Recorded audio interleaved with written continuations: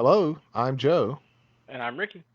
and this is episode 15 of season 3 of the Beer and Broadband podcast.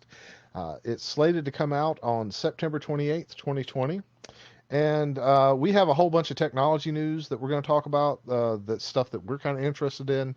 I don't know how much you guys are, but it's around graphics cards. I love to talk about graphics cards, but we also got some brewing topics. And as promised in last episode, I am going to talk about my iPod obsession. I'm kind of obsessed with these things. But first, let's talk about the brews. And Ricky should be drinking the spiced Cyser that I made. So while he's taking a sip and thinking about it, this is a Malvin BM 4x4 yeast Cyser. It started out at 1082, so 1.082. Finished dry. It's about 10.7% ABV, almost 11. And the recipe that I used for it was one that I just kind of came up with on the fly, but it used some of the other things that I've done. So I used a pound of wildflower honey again, a gallon of apple juice, Mott's apple juice hmm specifically. I used double the amount of Earl Grey tea that I normally use in my my wines. That was the same thing I did with the last one to give it a little bit more tannin. Put some cinnamon, more whole cloves, and some raisins in it. Then I also put 1 cup of light brown sugar into it. hmm Um, when it went to secondary, I added 2 ounces of rum oak chips. So basically had a bag of 4 ounces. I split them between the two in June 7th. And one of the things that I was just shooting for with this is to see how much the flavor would change from one that's not spiced with those extra spices to hmm one that is spiced with those extra spices and would like just to kind of see the difference in them because the regular sizer that I made, I used light oak spirals, not rum oak chips, hmm and I did everything the same except I didn't include the cinnamon and the whole cloves in it. So we'll get a chance to see how that goes. That one actually went to a higher ABV also, hmm just Okay. by 1 point. So it's like 11.8% ABV versus the 10.7. For some reason, it was a higher original gravity also, um, by just like a few points. I don't really know why. Um, but anyways, so back to what you think about it. Tell me what you think about. It. Tell me what you hate or you don't hate. Yeah, this one's not too bad. I don't like it as much as the last two we did. I think my main critique of it is it's got a lot of like secondary flavors fighting each other. Like there's hints of a lot of things, and you get some nice like sour from the apple at the end. Because if you don't back sweeten a lot, the primary thing that sticks around in apple is the acidity of it. But I kind of want something to step forward and be like that's the primary flavor. Kind of like as we got like the clove with the piment that was really clove up front and then some other stuff at the end. I'm just getting a lot of stuff at the end. I'm not as getting as much stuff in the front as I want. This had just as much clove in it as the pie mint did. Yeah, but it's got all these other things sitting with it at like similar levels, you know? No, I'm Yeah. not arguing that. What I'm saying is, it is interesting that the pie mint picked up the clove. I actually feel like I didn't put enough clove in this. Like I needed to put more clove into it and hmm more cinnamon because I put the same amount in both. Gotcha. Um, so I feel like this is not my favorite out of the three that we're looking at, within these last three episodes. I felt like the pie mint and the ginger beer did better. I actually prefer, well, we'll talk about which one we prefer out of all those things when we get around to looking at the next batch of recordings that we do when we look at the other sizer. Um, but this one, it was very strong flavors to begin with because I had some, hmm like right at the beginning, and then it just like lost all of its flavors as it mellowed, and I'm not really sure why. Like I don't get it, but it's almost 11% ABV. It's not quite 11% ABV, so I'm not really sure why it doesn't have some of the flavors that it had. But I mean, you're right. Like I agree with everything that you said. It's the secondary flavors are fighting. Maybe I shouldn't have added, some of the rum chips to it. Maybe they kind of broke some stuff down. I will tell you one thing. When I originally drank this, the wood flavor, like the woody kind of flavor from the rum chips, was Mhm. just so overpowering. I couldn't taste anything else at first. And then as I let it set for a little bit, I actually started getting some of the secondary flavors to come in. Okay. I wonder how much of that, and this is like a legitimate question, I don't know the answer. I wonder how much of that is the difference in tannin between things like grape, which are just all tannins. I mean, that's why it's so dark, to things like apples, which have very few natural tannins in them. Because, the tannins like coat your tongue, and maybe that process kind of helps other flavors stick out. Possible. I'm not 100% sure one way or the other. Yeah, I don't know the science behind that. I just know like that's one of the things tannins really do is they coat your tongue to change flavor profiles. And maybe they bring other stuff with them, or maybe they just like block some taste buds out, which is why some things taste stronger than others. But Yeah. it's interesting, you're using very similar recipes and you're just changing juices around, one that's high tannin, one that's low tannin, and you're getting really different flavors. Mm-hmm. Yep. Exactly. I'm not. I'm not sure why that happened or how that happened or what. One thing I can say is that of all of the Apple based things, like both the Pie Mint and the Cyser that I made came out super clear. That Hmm. Blavin BM 4x4 really worked really well to clarify the the um, the wine, the Yeah. mead or whatever. Um, I'm I want to go back and play with this some more. I feel like there is some potential here.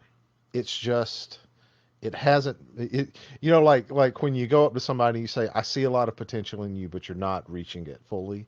I feel Hmm. like that's the kid that this wine turned into. You know, Yeah. you're just not reaching your potential, Timmy.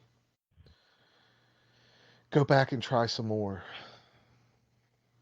I'm gonna put some. So one thing I'm gonna do is I put a little bit of honey in like 2 ounces of it, like maybe a teaspoon of honey, Hmm. and I'm gonna swirl it around. And as we're talking about our other topics, I want to come back to this one and see how it mellows or brings out some of those flavors, and see if it's any good. Like whether or not that's it just needed some sweetness to bring out like one flavor overall Yeah. in it. Um, So let's talk about the RTX cards that are coming out. I just kind of included a link for you to look at if you wanted Hmm. to look at the 30 series cards. Oh, I've already been looking at them some. I'm Yeah. interested because we're hitting the point that I'm considering either building or buying another computer. Because the one I've got right now is a couple years old. I'm still going to find a use for it. I think it'd be great as like a little media device to put by the TV. But I benchmark my computers around the games I want to play. I mostly play older games. I don't play a whole lot of new games, so it never really matters. But I'm gonna play Cyberpunk, and it's kind of right at that cusp of will they play it really well or not? Well, your computer should. I mean, you need a new graphics card Yeah. to play it because you still got that old 980 Ti, right? Yep. It's not old, but it's the older graphics card that's of the 900 series, which that was a good graphics card when it came out. Hmm. But you've got that generation's like Core i7 in that computer, right? No, I don't think I have the i7. I'm pretty sure I have an i5. Okay, well the i5 I would replace then. Yeah. Well, I don't know, man. An i5 from that generation still was a good computer. It Um, really is. The thing that's going to hit me with that, it's not really so much the processor. It. I'm also starting to hit other issues of things I want to do with this computer. Like I was going to get a new Oculus VR until Facebook came in and said, "Yeah, but you're going to need a Facebook account for that." And yeah, and we're going to look through the cameras on your face. So I'm now starting to look at. I'm going to need one of the like what do they call it, the Valve Index? I know they're working on something else. Yeah, there's the HTC Vive, which is fantastic, and the Valve Index. They're both really good. Yeah, and I've only got like two. I got no USB Cs on the entire thing. I've got two USB 3. Everything else is USB 2. So like that motherboard really needs probably a swap out. And to the point that I'm replacing the graphics card, and I've done the dimensions of it. I'm not sure because of how small a case I have, because it's a small form factor computer, that it's going to be a real tight fit for that graphics card. And now I got to get a new motherboard for it. At some point, you're just like, maybe it's time to repurpose this machine to play the games that are less intense, that I like to just sit back with a controller and play anyway. Put that in the bedroom and So, look for something to play the heavier stuff. well, let me tell you, um, a 2060 KO, you can get them. They're fairly small. They're about the same size as your 980 Ti. That might be where you want to go. They're fairly inexpensive, and I mean, they're going to have a little a little bit better performance, I think, than that 980 Ti. That they may be a little bit less, but they have some of the newer features that you want, right? Hmm. And they're still around like $300, but like you get one of those. So I just recently built over the break that we had. My kid, one of my kids said that she wanted a to build a computer with me, and so I said, okay, I'll go buy one. I bought a Ryzen 5 um, 3650. I don't remember what graphics card, what processor I got. It was a 3600X, I think, or a 3650X. Anyways, it was like a good processor. Throw it in there. I'd like designed the whole thing. I just kind of forgot the particulars of it, and I could look it up, but I'm not going to right now. So, anyways, I bought that. If you're interested in knowing the build, I bought it for her. Threw it in a case. The case didn't quite fit in her desk, but it's a beast of a gaming computer. 32 gigs of RAM, 2060 KO. And I've got it set up so that I can add more stuff to it as we go along.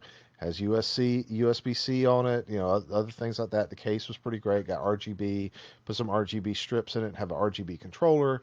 Pretty awesome, right? Hmm. Um, but if you're looking to build a computer, those are great. I know you like to go the system integrator route, so you could find something that's kind of similar to that. But I can testify that that is a really good setup. Unless you're planning on doing like some sort of other thing with it that might require like an Intel chip. I think as far as like gaming goes right now, that's about the best bang for your buck is to build something like that because it was like $1,500 to build the Hmm. whole system, including all the extra bells and whistles and everything that I put into it, and it was great. But your system, I mean, my system is going to run Cyberpunk fine, and I have my processor is a 4700K, and so it's an older processor. I've got a 2070, in the system, so I've got an RTX card in it, and I've got 16 gigs of RAM. So but I think didn't you have 16 gigs of RAM in the computer that you have there? Yeah, yeah. Yeah. So I think that looking at the prices for last year's or last generation's cards are already like just plummeting, and this is the thing I love about this right Hmm. now. So we're about to we're circling back around here, right? Yeah. Like on the wagon train. The thing that I love the most about the 3070, 3080, and 3090 being priced the way that they are is that they are automatically bringing the prices down from the like $2,000 for a 2080 Ti down Hmm. to like the reasonable levels that they should have been to begin with. Exactly. Well, that's kind of why I've been looking at the 30 so much. Not to buy a 30, but to being like, okay, well, these are great, but I don't need them. But man, look at these 20s that I was like, I'm not sure I want to drop all that money on that are just tanking. So I'm probably not going to buy a 30. I'll probably buy a 20. They're just going to be so much cheaper now than they were when I looked a couple months ago. Yeah, absolutely. I can't wait. So the 2060 is a really good card. The 2070 is awesome too, but I can speak to that from personal experience, and I believe that the 2080 Ti and all those other things, if I get a chance to grab up a 2080 Ti, I'm going to. I'm probably not going to buy a 3070 or a 3080 right off the bat. I might buy one eventually and replace my 2070. I don't know. I'm really itching to to build myself a new computer, and Mm-hmm. I think if I get my CCIE this year as a gift to myself for all my hard work, that is going to be the thing that I do. I am going to take some of that celebratory money that I'm probably going to spend on myself. And I'm going to spend like, $1,200, $1,300 and build myself a nice Ryzen based, because it'll be my first Mm-hmm. AMD based, but Ryzen based gaming computer, probably. I'm really impressed with the one that I built for my kid. Yeah. Yeah, and I've been looking into Ryzen. I know we talked about it before, but it's been a couple months. You get a chance for new drivers, new stuff to Yep. come out, and I'm only hearing good things. So the only problem that I had with is at first I was like, look, I'd really like for you to learn some Linux because she wasn't really trying to like put as much effort into it as maybe she should have for as much effort as I put into it. Mm-hmm. And look, my kid's great, so I'm not down on her at all. Like I'm super proud of her. I love both my kids, all three of my kids that I have. Um, One of them is a bit of a screw up, but I still love him a whole lot. But both of my girls, they are just super responsible. They're awesome. Girls, if you ever listen to this podcast, I think the greatest of you. Like, you're awesome. But I know that you struggle with some things. And one of the things that she was struggling with was like, what do I do with this computer? Like, why are we putting so much effort into making this thing? And I still think she's got a little bit of that. So I was like, try Linux, just try and see if you can learn about it. But for some reason, the motherboard, because this was right around when I built this. This was right around the time that the new X570, I think is what they are, motherboards came out. It's whatever the newest high-end motherboard for that, you know, um, Ryzen chipset that I put out there. And just Mm-hmm. for some reason, Pop OS didn't support the NIC that was in it. So Oh. the network driver just never came up, and I couldn't get, and so I ended up having to install Windows on it to get it to work. So that's the only thing. I mean, and I know you're not going to install Linux on it, so um, that's probably not as big of a deal for you. But for me, that was kind of like, oh, really, man, Yeah. that sucks. But yeah, so I'm super excited about these cards. May eventually get one, but I'm more excited about the 2070 and the 2080 Ti because I'd love to have a 2080 Ti. I'd just love to have it. Have you heard that they're not going to put SLI on the 3080s and the Yeah. and Yeah. the yeah. You know what they're putting them on this time around? No, I just heard they were going off the 80s. I didn't hear where they were going. To the 90s. You know what the 90 is, Really? right? Yeah, yeah. The 90s basically like their Titan. Yeah, that's exactly what it is. And so they're going to put it on the 3090. So imagine having two 3090s. It's a card that will run 8K games. Imagine having two 3090s and SLI. I can only imagine how screwed up and complicated that's going to be. Yeah. Well, I mean, I think that's probably a good decision because SLI and Crossfire have not really had a very good return in games for a long time. There because there's always overhead when you're bridging hardware like that. And it's super useful when you're on like really intense things. And games are no longer really considered um, intense for how powerful these graphics cards are now.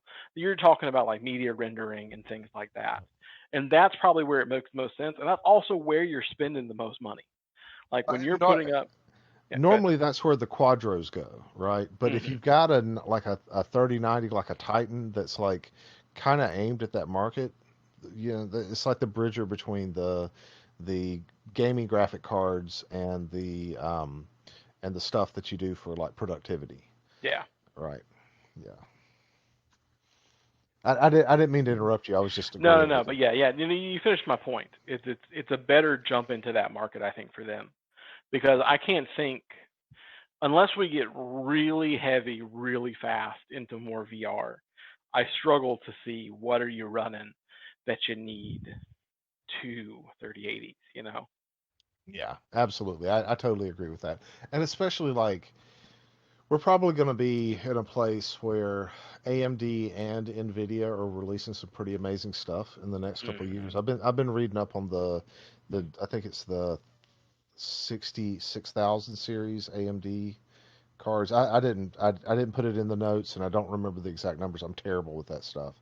But that those things are looking to be some pretty sweet cards too. And while they don't have some of the features that I like from the NVIDIA stuff, like the game streaming things and the RTX noise enhancement and stuff like that, I really do think that they've got some good tech there sometimes. So I'm looking forward to having something that comes out that's competitive with Intel. And I think Intel knows that. I'm not Intel. What am I saying? I think NVIDIA knows that maybe there's some competitiveness there, and so they're trying to hedge that to make sure that they stay out ahead of the that market with their 3070s. And really the 20 series did not go over as well with people. Like most people still got the 1650s and 1660s. Hmm. They really didn't get it from that last generation. They didn't Yeah. get Well, the the price point was just crazy. It's hard to justify that. Yeah, absolutely. I mean, I bought one after it had been on the market for a while, and I bought it where the 2070 was at a reduced price. I didn't buy it when it was like at its max price. It was Hmm. like $800 or $900. It was ridiculous. Um, yeah. So let's talk about the job market, man. Um, what is your take on like? There's a lot of people that are being laid off right now. There's a lot of talent out there in the job market. So it's really um, you know a different job market than maybe the last time we talked about this topic. So Yeah. what's going on there for you?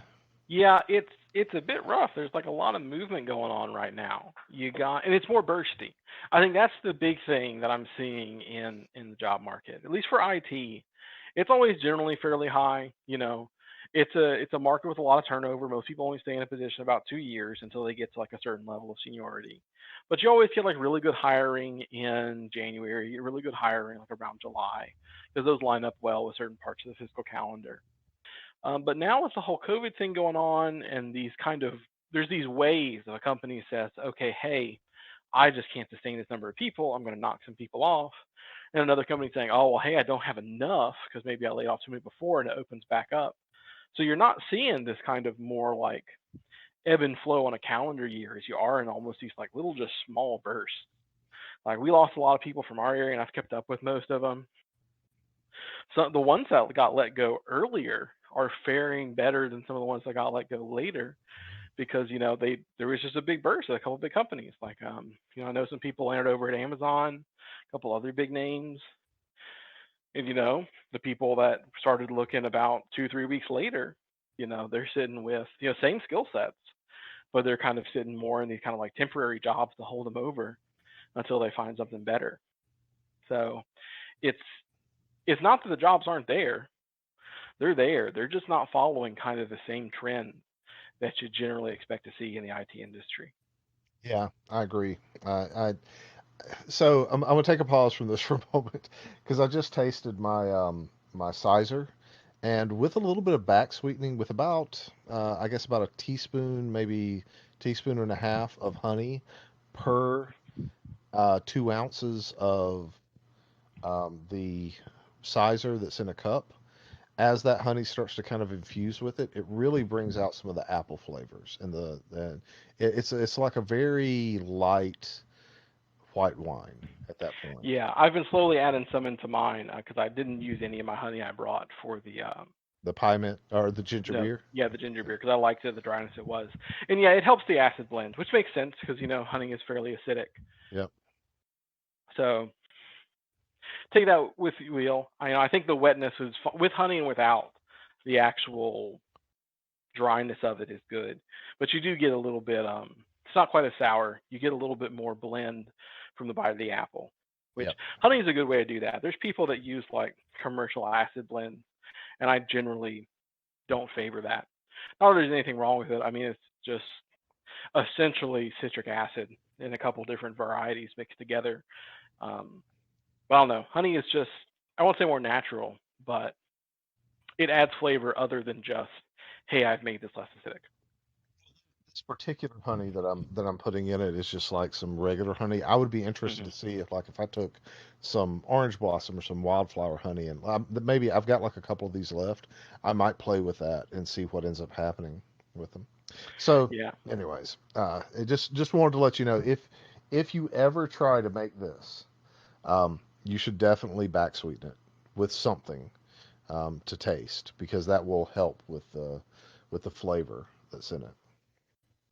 Um, So back to the state of the job market. I think, like the job market is also moving away from traditional IT people. Like, so you have like your big companies that kind of lead trends, and then you have like people who are, um, like your. So when I say lead trends, I mean like Amazon, Cisco, IBM, Hmm. Microsoft, they're setting like kind of a norm for whatever is being done. They might have some exciting things they're doing, but if you work for one of those companies, like you have to be a top performer, or you tend to be like, you have to be at a certain peak of things, right? And then you have these like startups that are doing things that are disrupting some of the industries that those companies are in. So they're trying to do like Linode does, where they're offering a better price and maybe even some better performance for some things that are going on with um, like an S3 type situation, right? Hmm. Um, which that's probably going to be my next project is to play with some Linode VMs and see what I can do there, and maybe even play with their S3 storage. Because I had just side note, I had some other cloud hosted kind of like stuff set up in the past, and that's always been fun. But I've heard that Linode has some better offerings, so I'm gonna go check that out pretty soon. So future podcast. But back to the job market. If you aren't like right now, it's really popular to say I don't want a traditional network engineer, or I don't want anyone who's a traditional this or traditional that, and I want a developer who also has like 50 years of traditional networking and 100 years of Go, like experience, and I want them to know Ansible, and I want them to know DNAC, and I want them to know Azure, and I want them to know, this thing. And when I plug them in, they can just create anything I want them to. Like I, as a manager, can go to them and say, "Hey, I want this," and they're a unicorn, right? Because you don't, Hmm. like, I mean, most of the languages or the technologies haven't been around as long as people want people to have experience with them, right? So the job market is really in favor right now of the employer. And I find that to be fascinating because I don't think that it should be that way right now. But it is because they flooded the market with so much good talent. And Yeah. those people are just trying to get jobs again. That is one of the really bad things that have come out of this kind of technology area right now. There's been a lot of traditional people that have really good skills, in traditional server management or traditional hosting or traditional, something like that, and they're great talent, but they don't have Python experience or something like that. And people are looking for that sort of stuff right now. And they've got so much to choose from, they're not necessarily willing to take a bet on someone that's maybe more junior, Yeah. and put them in instead of something that's more senior. I've Yeah, I had, mean it's not as bad as 2008, but you got it 100% right. There's a lot of people looking to pay, junior salary for senior people. yep, exactly. So just be aware that, if you're out there in the job market, that you are in a place where if you've got a job, you're privileged because of that. And I don't mean that like in a negative way. I just mean, hey, thankfully you have a job right now, and especially in the tech industry. But if you're not, if you're a traditional engineer and you are looking to make yourself more valuable, just learning Linux is not enough anymore. You need to learn some Python, and you probably need to learn it at a level where you can actually write programs on your own without anyone needing to tutor you. Um, you know, 5 years ago you were a unicorn if you could do that. 2 years ago you were amazing if you could do that. Just write like some Python stuff. But now everyone just kind of expects network engineers to do that, and it's not really what we've been taught. And so if some of that's a failing of the industry, but some of that's also a failing of being able to like kind of project where we're going and let the people know that are out Yeah. there. Yeah, I think part of it is also really the industry can't decide on how much of that do they want them to know. Like I'm sitting here, I'm wrapping up my CCNP, and the new test has automation on it. So I'm taking some official Cisco training, what kind of what they sell to people. Especially for a new test, that's probably what you're going to find is the best because Cisco knows what's on their exams more than anybody else, especially like for the first couple months it's out. But the stuff that like in their own practice tests and in their own like little tutoring, the Python that's in there is not enough to do anything. I mean, they check they hit a text box and they say, all right, yeah, you have to know Python to get this exam. But as someone who studies both and taking some of the like after chapter reviews, and it's like, all right, yep, I missed some network stuff there. I need to go back and learn more of that. I didn't even read the chapter on Python, and the questions were laughable. Got 100% on it. I mean, I'm not convinced what they're asking you to know in Python is even really enough to write simple automation. But this is supposed to be, a topic at a professional level. And I can tell you, it's not enough to actually do the job. I know they have their own developer line that goes more into it, but saying that this needs to be what the traditional network engineer knows, I guarantee you they're going to be asking their employees to do more, and that sets you up in a bad position. Whereas like Google's, I think the opposite. I was reading some people's discussion about Google interviews for Google Fiber, and they want so much coding that maybe you just don't have the network skills you need. I think we just haven't gotten to the point that these industry leaders are really deciding on how much of column A, how much of column B is adequate. And really, you can, from experience, I have learned that you can take a network engineer and teach them what they need to learn to be able to code competently with Python. I'm not going to speak about any other language because I know that C++ and some other things are a bit harder. But with Python, you can teach them what they need to be able to do, you know, fairly competent stuff. But if you try to do it the other way around and you take, and I'm not being insulting of developers, but they just have a different focus a lot of times. And you take a developer and you try to throw them into a place to where they know these deep things about network engineering. That's a lot harder to teach them because that is a very in-depth topic that requires a lot of time to learn. And oftentimes they either don't have the time to learn it for a project or they're not willing to learn it because they've got other things that they're focusing on, right? Yeah. Um, I mean, I think part of it is, I mean, there's two facets to it, really.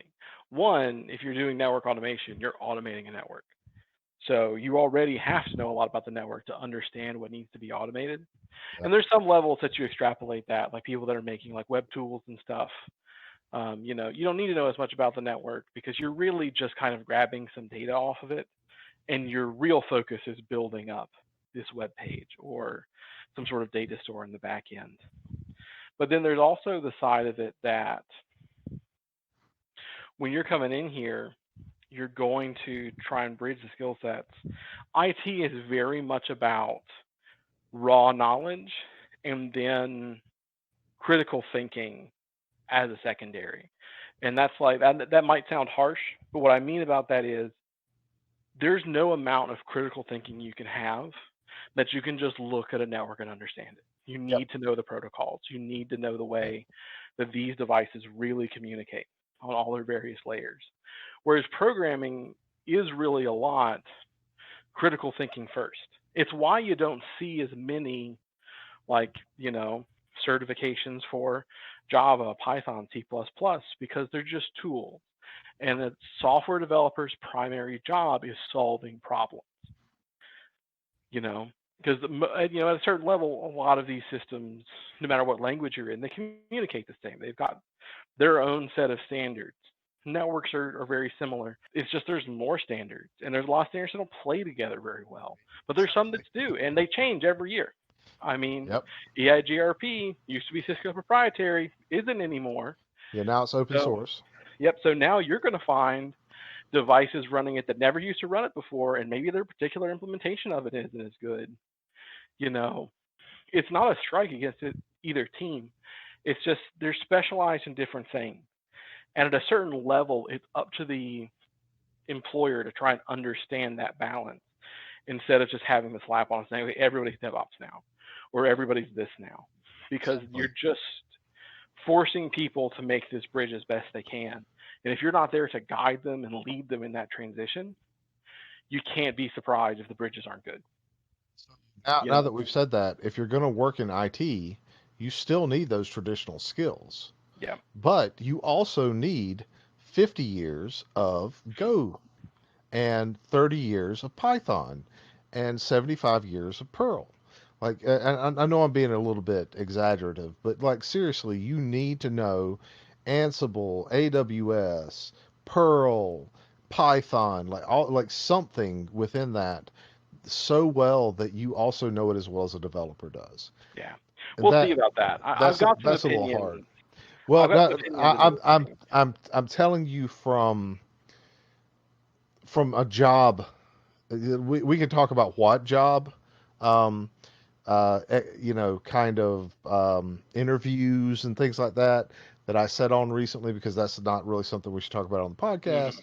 But the point of it is the expectation from the leadership and the industry bosses of this is one thing, and what like the people that know to be able to have these skills is a complete Yeah. other.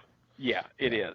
And that's kind of more what I wanted to note on it is that you often see those job descriptions generated by HR and management. And the reality of what the job needs are so different. And there's even been, not to put too fine a point on it, that was a very common tactic, you know, even I mean as recently as a couple of years ago, as a way to say, hey, look, we interviewed somebody, we brought people in, but none of them fit this criteria. So now let's look at the H1, B1 sort of things, and it's just an excuse to I've checked the boxes so that I can start looking at other job markets that'll be cheaper. Be able to pull people in that necessarily they don't really. I so I work with a lot of people that have gotten these H1B1s, and some of them are great, some of them aren't. It is just because it's somebody from a cheaper job market doesn't mean it's better. Um, anyways, the whole point of this talk is if you're looking for a job right now, you should be really preparing yourself to know some development. You need to know, and Python is what I think you should know. Probably you're going to have to know some like esoteric language in about a year or two that is not popular right now. So I would suggest really focusing on the fundamentals of Yeah, programming and the logic behind it more than just knowing verbatim how Python works, because you will be a better developer if you can do that. yeah, And writing good code, like making sure that you have best practices in how you write code instead of focusing on knowing everything about one particular language. Because you can always learn more about that one particular language, but if you don't know how the basics of coding work, you're going to fail some interview questions. yeah, absolutely. So let's move on to talking about wine again, because I'm getting depressed. So I made some strawberry wine. I'm gonna tell you the recipe real quick, and you can tell me what you think about it. But I think you'll be okay with this. So basically, it is. Where did I put that? Oh yeah, right. 1 gallon of water with 1 pound 9 ounces of corn sugar, and then 3.5 pounds of blended. Like I took an immersion blender and like crushed them all up. Strawberries. I heated Mm, them up a little bit to kill any bacteria or anything like that in it. Made sure that they were warm. Left them overnight to cool with a top on them in a bucket because this is too like with the bag and everything it was a little bit too much. And I also removed the green stems, the tops from the strawberries. I made sure I got mm, that out. Well, one of my daughters helped me with that. She got all that out. But then I left it overnight. Then I had some yeast holes, some yeast nutrients. I know that you said they're the same thing. They're slightly different. One is just yeast hulls, and the other had other things in it. But I should have added 2 tablespoons. And mm. I don't necessarily want to go the full route of just adding yeast nutrient to everything. So I'm trying to see if I can just add like half and half, if Yeah. that works pretty well. They seem to have gotten very active in some of my other things, like the banana wine and everything. As a matter of fact, I made a hibiscus apple cider thing that I think is going to be good because it smells so delicious. But it has half yeast holes, half um, yeast nutrient in it, has half Fermax, and so I'm seeing how that turns out, and if it turns out well. But I also threw some a tablespoon of pectin in it, pectic enzyme, to be able to like help some of that fall out. One of the problems that I saw with this, just before you say anything, is Mm, I put all the mush from the strawberries in a mm. bag, and like we did with the cherries when we did Yeah. the cherry mead. Um, I put all the mush in there, and like that worked out well. But the bag did not keep the achenes, the seed. I guess that's how Mm. you say the achenes, whatever. It didn't keep the seeds from coming out. So I have seeds all floating around in my brew. It smells just like strawberry juice. It Mm. smells amazing. I don't know how it's going to turn out, but if it turns out, if it goes dry at this point, it'll be about 8% ABV. So, tell me what you think about that recipe there. And that's not too bad. I mean, that's pretty close to what I would do. And to be fair, I've not done a lot of strawberry stuff, so I'm not an expert on it. I don't know as much about it as I do like apples and grapes and other things like that. One thing you might do, depending on how it comes out, you may want to add some back sweetening with honey or some other fruit juice. Because one of the things with strawberries is even though the juice, like if you put it in like a pH strip, is acidic, it's about the same as like apple juice. It contains a lot of alkaline properties. Right. So I'm wondering what the end acid balance is actually going to look like. So what I'm hoping to do is add some, like depending on how it tastes, I'm gonna let it go as dry as it will. I want to taste it and see how it tastes at the end of Mm-hmm. that. And if it is what I think it's going to taste like, I'm hoping to add some, like maybe some Demerara sugar or something like that to it to add to the flavor. Mm-hmm. And then add some spices to it to be able to bring up those secondary flavors. Gotcha.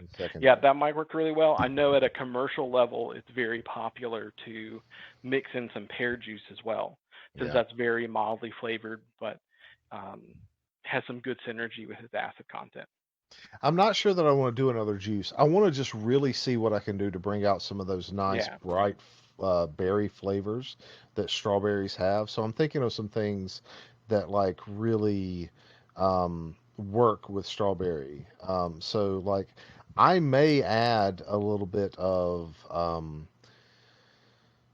so I've done like a Merlot strawberry thing before where I've like put strawberries that I was going to freeze in Merlot, and then I've like flash frozen them and then taken them out and made like a compote with them and then put Mm-hmm. that like in a dessert, and that has been amazing. So like trying to pull out some of those kind of not the grape flavors, but some of the other like flavors that Merlot has. Sometimes it has like a kind of like berry flavor. That's all Yeah, I know how to. yeah. So like finding some spices, like maybe even cardamom, that could go with it, and see if I can pull out some of those spice flavors, like I would like when I'm baking something, to make it come out in a nice way. That's what I'm looking for with this, I think, at this point. So we'll see. But I'm glad you approve. This is the first recipe that I've brought up to you that you've been like, yeah, that sounds right. Yeah. Well, part of it is probably also I don't have much experience with it. I've made a couple strawberry things that it does sound like kind of exactly what I would do, especially in the primary. And we'll see where that turns out. Maybe we make a couple things like this. We realize maybe X needs to be changed, but it's on paper. I don't see anything wrong with it. Well, so one of the things that inspired me to do this was that strawberry wine that you made that Hmm. was very sugary sweet. And I loved, I like that stuff turned out so amazing. I loved it. But I wanted to tone down the sugariness of it Yeah. and bring up some of the berry flavors. So I'm trying to do that with this. Make it a little bit drier and not as sweet. Hopefully that makes sense. No, it makes perfect sense because Yeah. that's kind of what I hope to do with the next one I make. Is it was sweet and it was good, but it was a little bit too sweet. Didn't have enough other stuff in it. Which, to be fair, I didn't put anything else in it, Yeah, you so didn't. it's Yeah. to be expected. But yeah, it really could have benefited. It had like a good primary. It just had nothing in secondary. So Could really benefit from a little something in it. what I'm thinking is that one day we'll take and we'll make that wine plus this, and then we make a blend of the two together, and they'll Hmm. be just awesome, Yeah, amazing. I could see it. Like the two together. So I'm hoping that I'll be able, this may be like a completely failed thing. I don't know. It depends on if I can get those seeds to strain out without having to.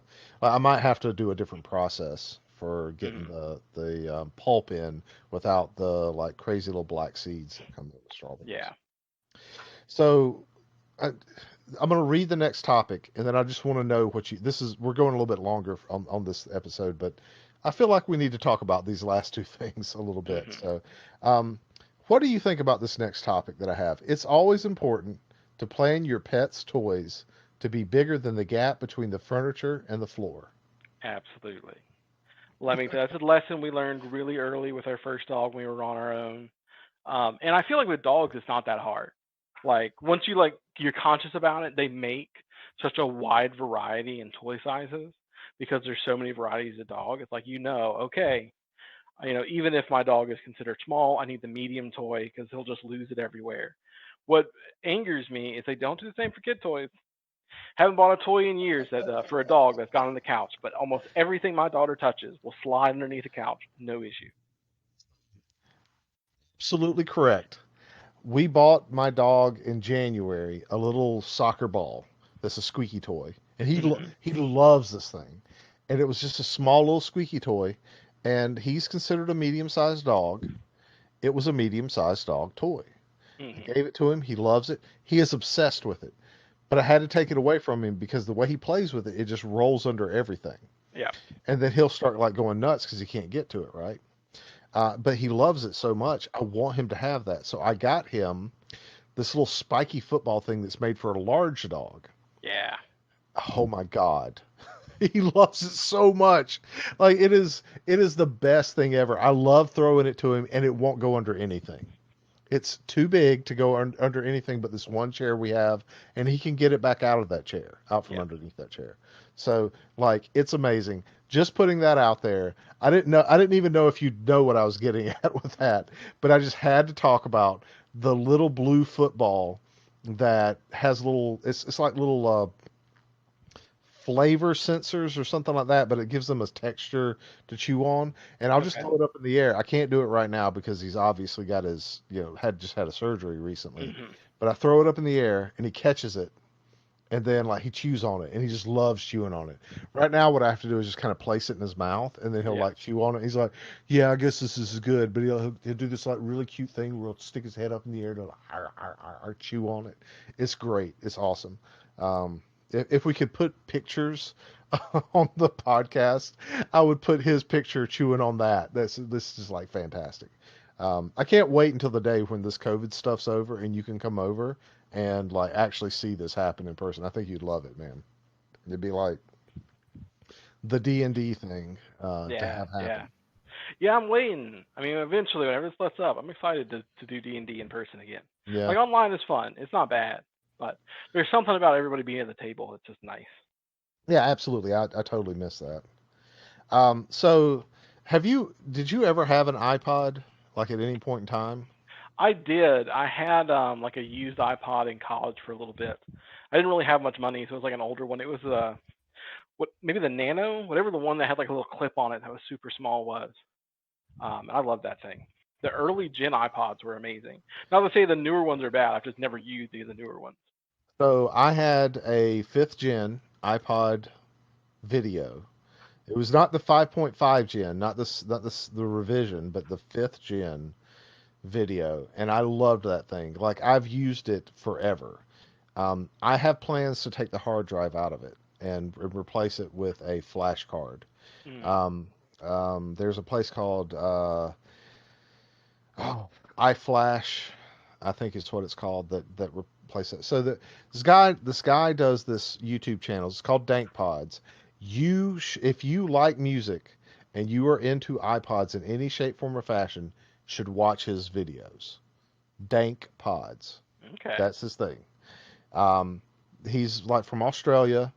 He does stuff on audiophile stuff and headphones and things like that. He's got some Grado, some AKG content, like stuff that we've talked about. Totally like this guy's stuff. I mean, like, shout out anybody that's just on here that even if you don't like audio stuff, go subscribe to his things. He deserves it. He's awesome. Join his Patreon. It's great. But like I started watching his content and it just like I was like, man, like I've listened to Spotify and some streaming music for a while, but I keep like going back to listening to music on my computer because I have all my FLAC files and stuff like that. And that's the best sounding stuff, and I have my like really nice shit, and I mean like the SHIT stuff. I have my Magni Modi stack that I have here that I love. Like I listen to music on it. I've got a special setup where I've got my HD 590s with like the shit amplifier and some other stuff. The only reason we haven't talked about it is because I can't get you to come over here and listen to it. Because I've got it set up in a way that you wouldn't be able to listen to it, right? Unless Mm. you're here physically to listen to it. And I think we've kind of like touched on like that. I love really great audiophile stuff. But I've got this set up, and the Wolfson DAC that's in most um, of the iPod stuff is just fantastic. But anyways, the whole point that I'm getting to is I took an iPod Mini, so that's not the Nano. Mm. This is a bit thicker. It only has like a black and white screen, so it's only got an LED screen with a backlight that you press the menu button, hold it in, and the backlight will come on, and so it's not like light sensitive or anything like that. But I swapped out the battery and I put like all this other stuff. I bought one off of eBay for like, I don't know, it was like $30 or $40. It already had like some stuff on it, and then I added a flash card to it that was 128 gigs. And let me tell you, I have so much space on this thing to listen to music and high res music. It's not quite FLAC, but it's AIFF. And during this process, like I bought a couple of, I spent some extra money to buy some extra iPods that were on sale, and so I got like some 6 gig and 8 gig and 2 gig models of the iPod Nano because I never had those and I wanted to play with them. I still love my iPod video the most out of everything, but second in line and the thing that I'm carrying with me everywhere is my iPod Mini. Love that thing now. It's got all of my playlists on it, all of my music. I love it, and I am enjoying my music collection in a way that I haven't in years. And to the detriment and aggravation of my family sometimes. But I'm pulling out all my headphones and I'm listening to them on it, all wired, of course. No Bluetooth, none of this crap where it's compressed.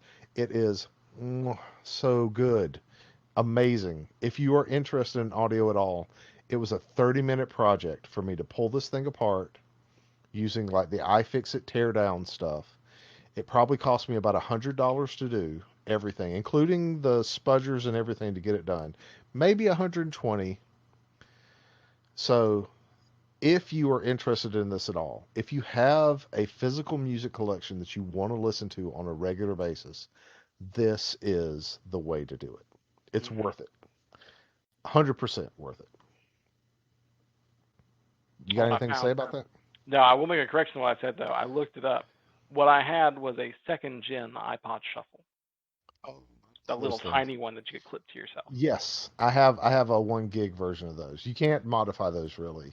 Yeah, yeah. Um, yeah, unfortunately. So look up the iPod Mini, man, and so look at the second gen 4 gig or 8 gig Hmm. iPod Mini. That's what you want to get. That is the sweet spot for being able to upgrade it to like 128 or 256 gigs, Okay. and you just get a flash card that you can put on a TF card because they accept a TF card in them. But they're amazing. It's awesome. If you love music and you want to disconnect from because one of the things that annoyed me about having my music on my phone to listen to like over like some whatever um, so like Bluetooth headphones or physically connected headphones, anytime someone called me or anything, it would interrupt my music, and I don't want to accept the call. I want to Yeah. listen to my song, right? So um, I love that I can listen to music while I'm thinking about stuff, and I don't get interrupted by calls, and then I can come back to a call and answer it later, Hmm. whatever. And I'm not talking about like if my wife's out of the house and I know that she's going to be gone for a while, I know that I need to have my phone near me so that I can listen to it. That's not the thing I'm talking about right now. But like when somebody calls me, it's like a spam call. I don't want it to interrupt the music that I'm trying to like zone out to, right? Exactly. Totally takes me out of everything. So this, I didn't realize how good I had it in 2006. Like it was just so great when I had this sort of technology available to listen to like stuff and make my own playlists and stuff like that. The only thing that like I really love like from like Spotify and stuff like that is being able just to have new music at my fingertip. I've discovered a new band, and if they're on Spotify, I can just listen to whatever they have, right? Um, that's awesome. I still think that Spotify and my favorite has always been Google Music, but now that that's kind of going away, Spotify and Google Music were like kind of my thing that I loved. YouTube Music's okay. It's still got a long way to go to like kind of catch up to some of those other features Yeah. that these other things had. But want to discover a new artist, want to listen to their music, that's great. But then once I buy the physical media, which I still buy CDs and records, and I want to make them into a FLAC or an AIFF, there's no better way to enjoy that than an iPod so far. There's some FIO players that are out there that I'm interested in getting and seeing if they're as good, but the iPod, man, that's great. Love it. So I don't know. I've been babbling on. I got on my soapbox. Do you want to say anything about that before No, we? it's certainly a cool project. Um, I mostly stream my music because I like switching between stuff as much as I do. But I've started to hit that stride now with a couple new bands that I found. It's like, man, I could really use maybe some actual media from these guys because I've run into some issues a couple times where you know the songs will just get removed either from the artist's decision or some like copyright claim, and like songs I really like go missing. And most of the time, I never listen to them that much anyway, so I'll just go to the next thing. I found a couple bands recently that I'm really enjoying. I think I want to secure some of that music. You want to give a shout out to any of those bands? Oh, if you'll give me a second to look at them on my phone, trying to remember who these people are. So if you like heavy metal, I'll tell you who I love. It's the Sword. They're doing some Mm. like classic heavy metal in some great ways. And if you haven't heard Used Future or Warp Riders and you're into metal, like classic heavy metal, we're talking about Black Sabbath type stuff, Led Zeppelin, that sort of stuff, check out The Sword. Also, there's a band called Demone that's like more kind of pop punk. They really don't have any new records. One of their members died, and like it's kind of like made like a problem for them and stuff like that. And I don't really know what the state of the band is, but the lead singer, she is got a really nice voice, and they've got like more of like a kind of pop punk kind of rock and roll flavor to them. But they do some pretty good stuff. They're a good band to check out too. Yeah. So the one I've been fond of recently is called Dead's Rock, and they've got a song. I think it's Living Proof. I got too many of them here on my playlist. I don't want to like blow it up on the actual podcast, but it's like a blues rock song that is just super good. I'm loving it. What was the name of it again? I think it's Living Proof. Living Proof. I'll have to check them out. So I secretly, guys, I just did that so that Ricky would tell me what type of music he's listening to, so I can check it out. Because I like Yeah, to there's check out new there's a stuff. couple ones from these guys I'm really liking. The more now that I've wikied it, it looks like it's just the name of the. It's like a solo project from the lead artist, and even in some other bands. Hmm. But he's got a couple good ones. That one's really good. Let Me Live, Let Me Die is pretty nice. What I'm currently just all about right now. Got like 4 or 5 of his songs on repeat. Definitely check that out and see if it's any good. Well, other than that, do you have anything else you want to say about?